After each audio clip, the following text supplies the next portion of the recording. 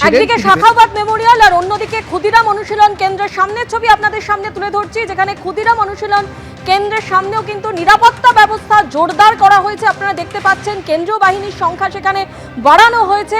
আর আজকে ক্ষুদিরাম অনুশীলন কেন্দ্রে আসেন বেলেঘাটার তৃণমূল কংগ্রেস প্রার্থী কুণাল ঘোষ, অন্যদিকে ক্ষুদিরাম অনুশীলন কেন্দ্রের সামনে আসেন শ্যামপুকুরের তৃণমূল প্রার্থী শশী পাজাও। যান নয়না বন্দ্যোপাধ্যায়ও।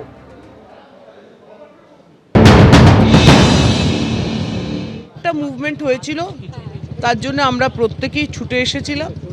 এসে আমরা এটাকে রেজিস্ট করার চেষ্টা করেছি এবং আজকে দেখছেন যে আরও কঠোর পাহারা চলছে এবং এবার আমরা কার্ড দিয়ে দিয়ে আমাদের ছেলেরা, এটা নিয়মই, প্রত্যেক বছরই আমরা এখানে বসে থাকি যাতে স্ট্রং রুমে। কিন্তু এইবার যেভাবে ভোটটা হয়েছে আর যেভাবে এরা ভোট করেছে, ইনফ্যাক্ট চৌরঙ্গিতে যেখানে 9টা সিলিং পাঠানো, গত সেখানে 3টে করে সিলিং পাঠানো হয়েছে।